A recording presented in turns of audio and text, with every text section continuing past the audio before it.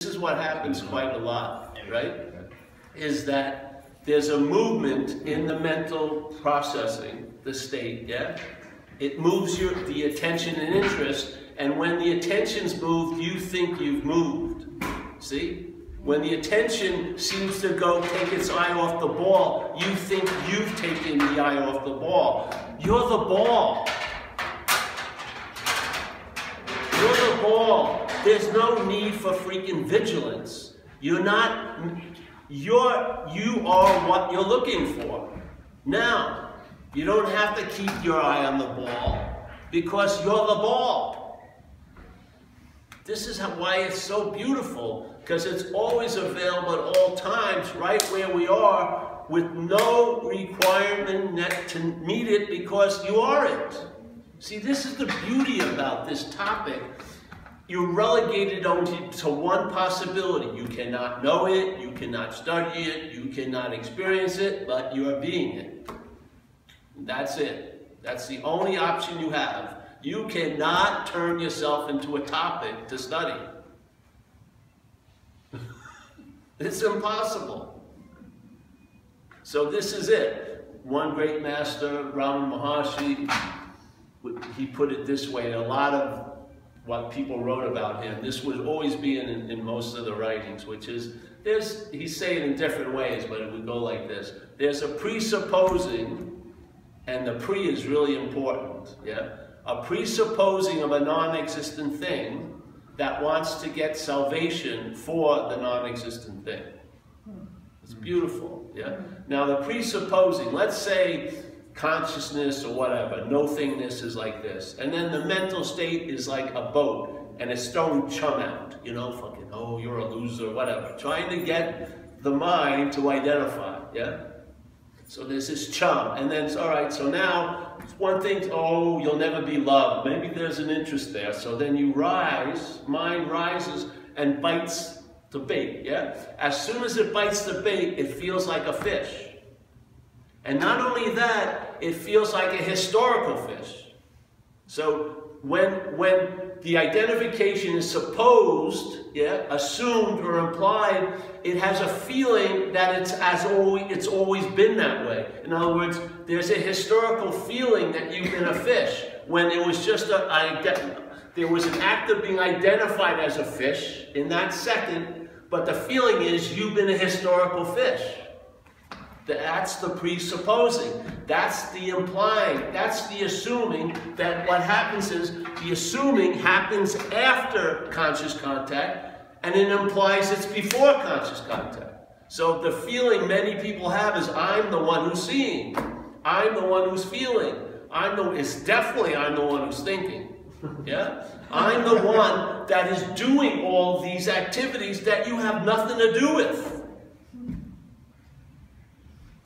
So that which comes after is presupposed to be before. So now you're trying to get salvation for a non-existent thing. How many, do you need 800 pages of scriptures? You need that one sentence. And don't put a period on it, let it go. Let the flag fucking unfurl. See what gets revealed. Hey, it's like being at a spiritual shoe store. Here's the shoe. I just put it out there. A presupposing of a non-existent thing, trying to get salvation for a non-existent thing. Put them on. If they fit, wear it. Yeah? If something has been revealed or explained or invited and you get the invitation, that's it. Wear it. Wear the shoes.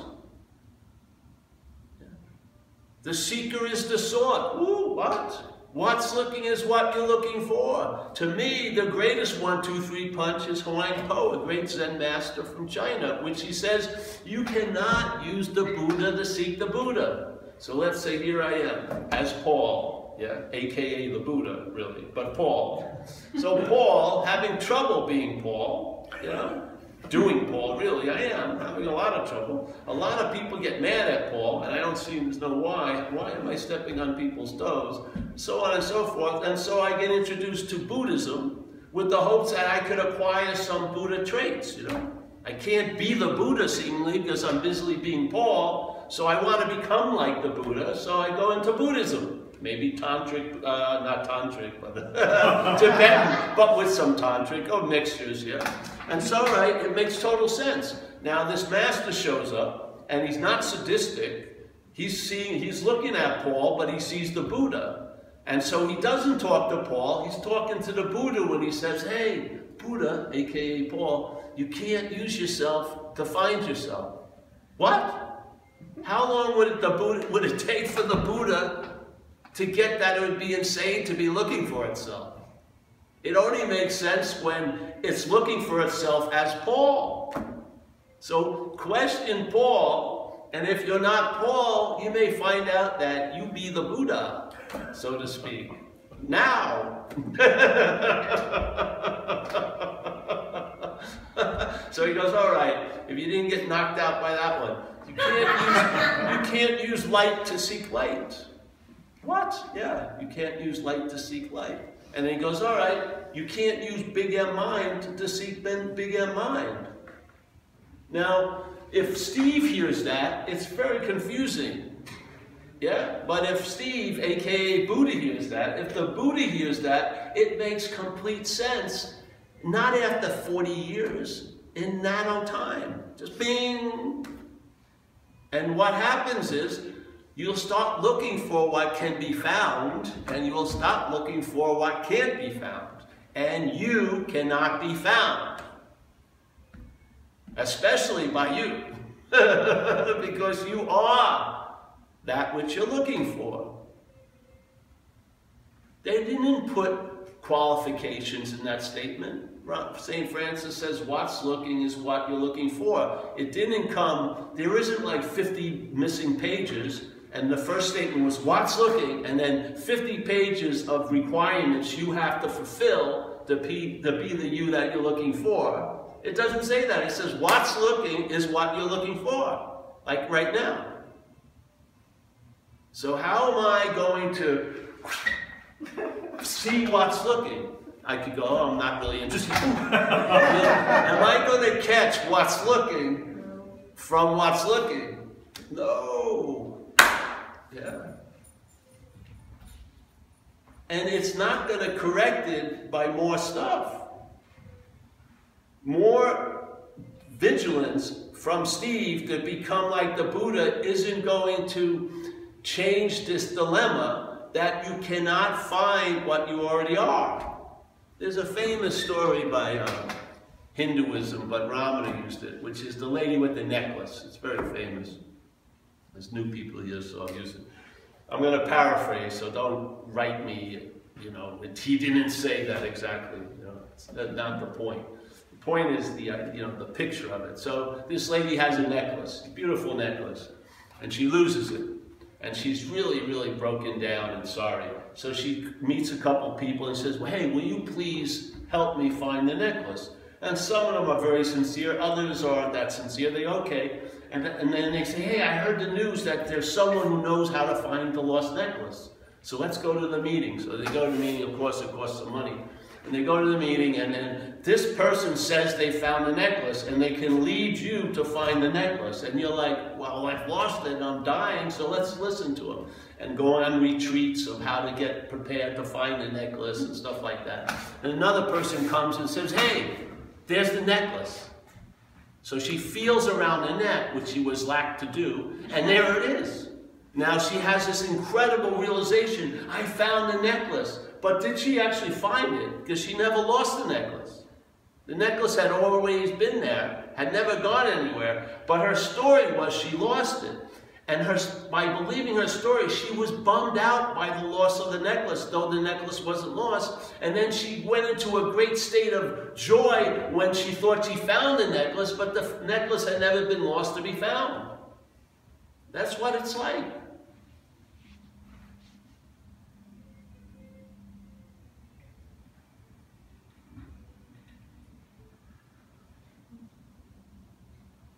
It's funny though, her experience was based on losing the necklace. Now to me, that goes into the Course in Miracles and tells me, hey, we're the dreaming of the dream. So we've dreamt that we can lose something that's unlosable. Yeah, we've dreamt it. We're dreaming it. And how do we reinforce it? It's through thinking. The thinking reinforces that we've lost ourselves, or we've lost the truth, or we've lost this or that. Yet, and then if you have a glimpse and you get a little bit of it, you'll feel like you've gotten a new realization. But is there a new realization of what's always realized? Of course not. So it's always been, always will be, always has, and always going to be just that. It's available now. The dilemma is we don't think so. And there's so much faith in the thought system, and the thought system is a very, very, very, very unspecific thing. It's always thinking about something. It never targets anything clearly. It's thinking about you because there's no you to think about. But the thinking about a you produces the sense of being one. Yeah? So the mental state, its movement here is to claim. It hasn't a life, so it has to claim what would demonstrate a life. Yeah? So it comes and claims. First thing it has to get out of the way is the always available invitation of being conscious would inform you quite clearly that you're not a non-existent thing. You're not this, yeah? Because the eye isn't, there's no, seeing isn't an arm. There's not a thing called seeing. There's seeing. It's awareness, yeah? Bright, always available, with no volition at all. You cannot decide. You can say, all right, I'm going to vow I'm never going to see a bird again. And if I'm looking out the window, my eyes are open, and a bird flies by, I see the bird. Which came? Was there any volition in that? No. Yeah? So the mental state claims to be the one who's conscious, the body. And so now, when the seeing's happening, and the feeling's happening, and the tasting's happening, it's using your inherent demonstration of what you are to reinforce what you're not. It's using the basic event of being what you are here, which is conscious. It's using that to imply there's a thing that's conscious. It's amazing. And it's amazing. You know, it has so much anxiety because it can't believe it's getting away with it. It's fucking unbelievable. It's like sitting there in such anxiety because there's nothing there. You can catch it in a second. Yeah. So then it claims that. Then what comes after it, it claims. Thinking. Oh, I'm the thinker, obviously. I'm either what's been thought about all freaking day, or I'm the thinker. Yeah? So now, a thought, if you could see it, just like this bottle. Let's say you look at this. This is a bottle. Yeah? Everyone says it's a bottle. I'm going to change its meaning a little bit. Yeah? Now the bottle is going to be my bottle. So now it's pointing to the one who has the bottle. Yes?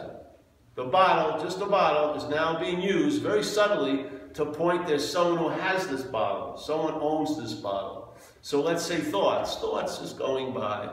But now they're a little like donkey tails put on them. And it goes, my thoughts. Now thousands of thoughts going by all day are being used to claim that you're the thinker. Or you're the object that's being thought about. That's mind-boggling. The thought's just a thought, but the mind, the feeling that comes after the thought, though, but is implied to be before, changes the meaning of the thought. My thought is going to be so much heavier than a thought. And you're going to listen to my thoughts much more than you would listen to someone else's thoughts. You could have the same thoughts, and someone, let's say, is flipping out because they're entertaining a couple of thoughts here. You see it and you have total immunity. But the same thoughts, if they were happening here and you called them yours, would have the ability to ruin your day. It's not the thoughts, it's what's using the thoughts. It's the mind. Recognize it. If you don't, you're looking from it. And when the false reference is established to be the fact, then the fact of non-duality, it has to be fucking denied all day. Non-duality is a statement of fact, not two. That's all it is. It doesn't imply there's one or anything. It's a fact.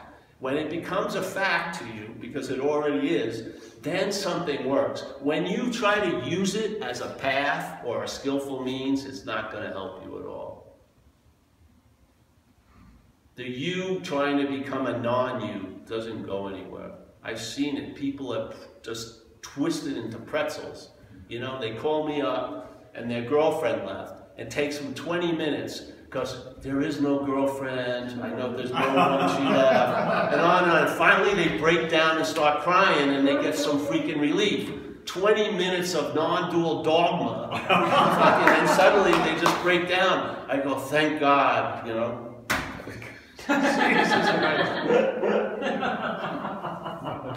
So the mental state, claiming everything, will claim enlightenment and use it to destroy your fucking day. I mean, people would be so much better if they never heard about awakening. They would have given themselves such a... They could watch Netflix. They could enjoy Mindhunter or whatever. You know, you'd have a lot more permission instead of having to constantly be on the business of getting awake. As what is awake.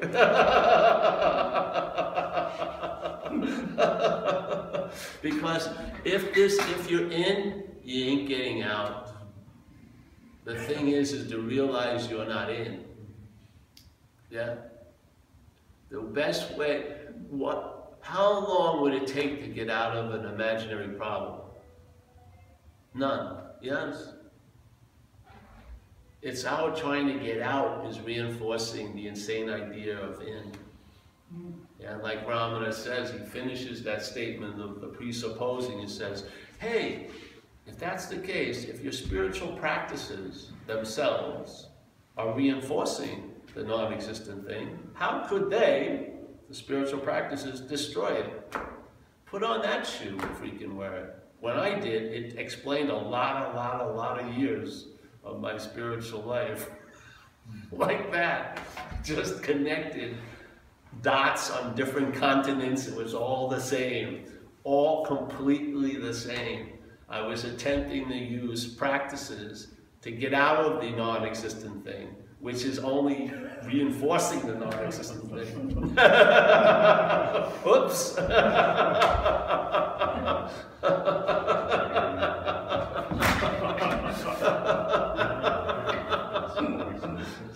Oops. Oh, wait. How are you going to get out of that one? If the methodology you believe is going to take you out of something is shown to you that it's reinforcing the thing you want to get out of, what do you do then? Nothing. You let it all cascade over you. And maybe certain shit will be put to an end, yeah? Maybe suddenly there'll be an acceptance of that which is always deemed as an urban renewal project. Yeah, maybe it'll be an acceptance that this is it. This is what you get right here. That's Paul. There's no Super Paul behind that.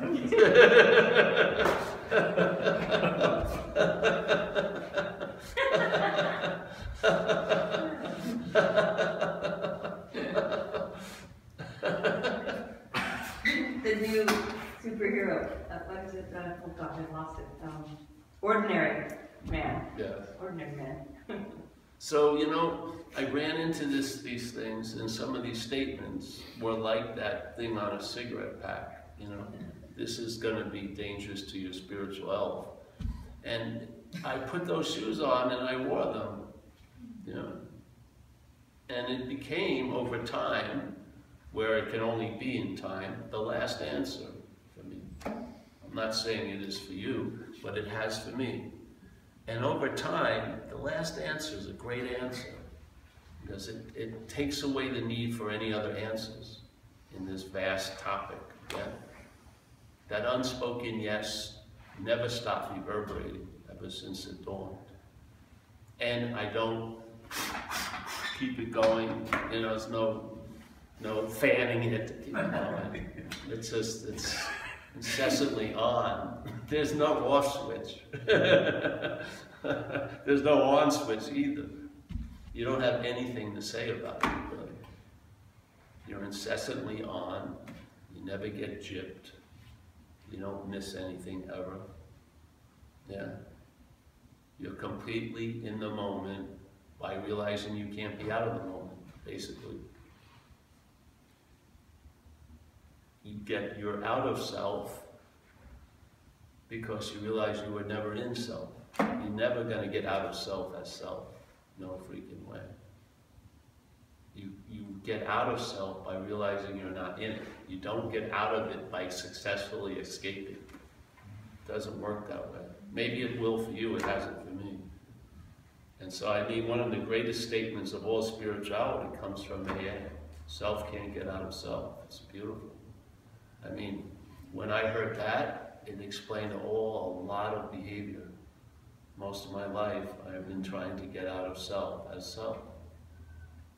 You know, that's what I've been doing. Reading fantasy when I was a kid, drinking and using, shooting drugs, getting spiritual, drinking and using, shooting drugs again, getting spiritual. All of it could be comprised in that one statement of self, trying to get out of self. Really, it would be my life story, in a sense. You know, not even half a sentence, really short. A lot of pictures we put in there, but it'd be, here's Paul, self trying to get action shots of self trying to get out of self. Give 800,000 poses, self trying to get out of self. They're where he's really trying to get out of self. He's almost out of self. If he only would have, self would have finally out of self. You hear it, to me, it just ended it all. And now I look for shit I can find, and I'm successful quite a lot. I can look for a latte, I find a latte. And I look for my shoes, I inevitably find them sooner or later. Lose my keys, I find them sooner or later. But I'm not spending any time looking for what can't be found. That's freaking over. I have no metaphysical interests or nothing anymore. It's just so damn ordinary. If I saw myself when I was young, this was the reason why I sought spirituality, was the fear of being this. Ordinary. Really, completely. Completely. From that point on, when that irritability, restlessness, and discontent started to dominate, maybe when I was 5 or 6, and at a point where when I was young, I'd be just running around and all like that. And then one day, I did something accompanied by thought, and then it was never different, unless I fucking jumped off a bridge or shot coke or something. Thought was very close behind everything that ever happened. Yeah, it was like the displacement of living and then the acceptance of an interpretation about living. It was very, very fucking dry, you know, very dry. And I tried really hard to get out of it, really hard, with drugs and spiritual practices, hallucinogens. And you get glimpses, but the stubbornness of the selfing, because its movement is to claim whatever has happened, almost your most pristine, lovely experiences it would claim. You would be, let's say, in a linear disruption time of like an epiphany, and yet it would arise and claim to be the one who's having the epiphany. And therefore the epiphany was like a dead fucking thing that you put on your spiritual mantle. And you talk to other spiritual fucking people about, oh, I had this huge epiphany in Bali. It was dead. It was dead. Once there was the claiming of it, it was neutered. And then you don't see that as a random act. You see that's what's happening all day. Whatever occurs will be seen to occur to you. Either quickly or either slowly, but it's going to chime in. And if you're used to giving up life for that narration, which most of us are, addicted to the idea of being self, the mental state is. That's the original drug, I feel. The mental state has been shooting up selfing for so long that it actually believes it's the drug it's shooting up. See, I did a lot of cocaine, a huge amount of coke, And yet I never thought I was cocaine, ever. There was always that clear, you know, dividing line. Most of us are starting, we're way past obsession. We're identified as that which was been obsessed over. We're identified as it. We're starting way, way behind the 8 ball in a sense. So we're trying to get out of that which we were never in. The mental state's just been shooting it up like fucking slamming it since we were about 5 or 6. Yeah. That's it. That's the cherishing of self. That's the mobile pool that all of us as Narcissus is staring into. We're using, the mental state is using life like a mirror to make it all about you. It's incredible. Yeah. And there's a solution. There's a statement in AA, we use fear, false evidence appearing real. See, it's not false evidence appears real because it can't. It's false evidence appearing real. So false evidence to appear real has to be appearing real to what's real, which is us, yeah? So false evidence, the story of you, the story of time, the story of things, the story of this and that, which is all false evidence. False evidence is appearing real to us. We're believing it, yeah? And therefore, then the response is as if that's a fact, when it isn't. And as soon as it gets the relevance of a fact, it will debate for hours and years and thousands of fucking things, because it's never been a fact. We've raised it to a reality by our constant demand of trying to get out of it. Yeah. The getting out of it is totally being here. Just as all the things you've never wanted to be about yourself, being all of that right now, and therefore not being it, because you're not that. Yeah? That's the way to get out in a way. Yeah. The real path is no path. It's acceptance, really. It's a no movement, no, just an acceptance of what's appearing. Yeah? Because you are always prior to it. Nothing will ever see you. Yeah? Nothing will ever see what you are.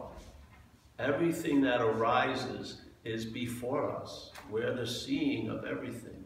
And yet there's nothing seeing that. Yeah? I find, if entertained, it will show value where value can be shown in this type of place. Awareness doesn't need gets any valuable being where in itself. It's where it can seem to be forgotten that it's valuable. Here, it's valuable. Finding out what you're not so you can get a sense of what you are. Because here, you may never get a sense of what you are. So the value is, you'll travel lighter as this. The lightness will stabilize. It will not be like a magic pill. Everything will get great. You'll have the geography of an action figure's destiny to go through, but you'll travel lighter over it all. And after a period of going through that geography, what more do you freaking want? Traveling lighter is the most valuable thing here, because you're in time, seemingly. So even your condition now could be great, but there's a fear it won't be later. Because volatility and things change. There's no peace here in time. There's none. You cannot have peace in time. Because if there was peace now, it would be rained on by the possibility, will I be at peace tomorrow? That possibility of time fucking agitates everything. It's the timeless state that we're in. That's where peace is. That's where serenity is. And it expresses here, but it's not from here. Yeah, as Jesus says, we're in this world, which is all agitation, but we're not of that agitation. Yeah? It's gorgeous, in a way. And you'll be your own freaking authority. You know, you'll know in your gut. It'll be tactile. You'll sense presence because you've always been present at all time. It's not like something you had to conjure up. It's always available, but it's never available to you. Because once you're there, it becomes something else.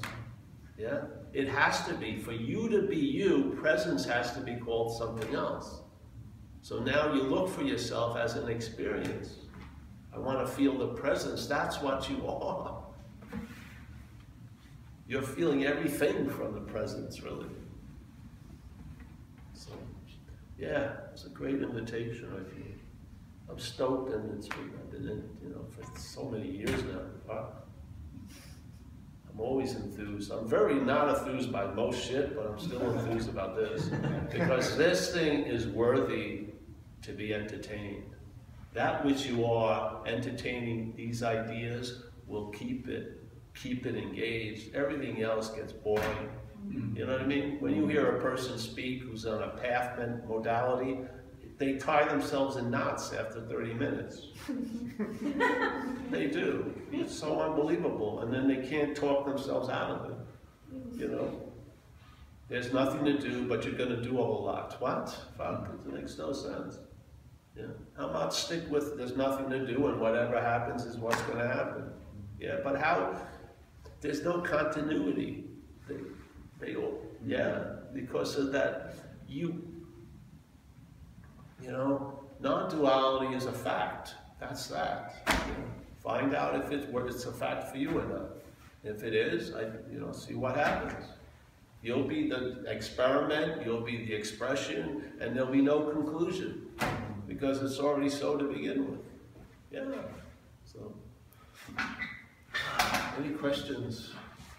No, for sure. I have shirts to sell. My shirt man's right there, and books, so I'll bring them out there. No questions? No? All right, well, let's pass the basket, yes. You gotta go to dinner.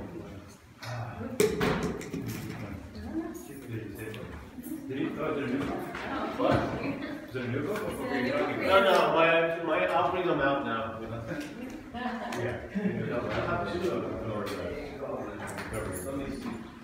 I'm wearing one of the shirts right now. This is the new shirt.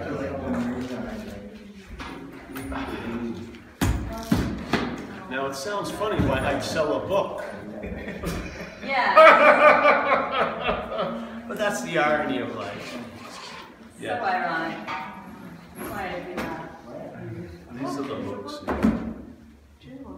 Yeah, I have this is a non-linear one, and this is more of a helpful book. It's AA, but with the. Do you want to capture the commerce on camera? No. Oh, the commerce? No.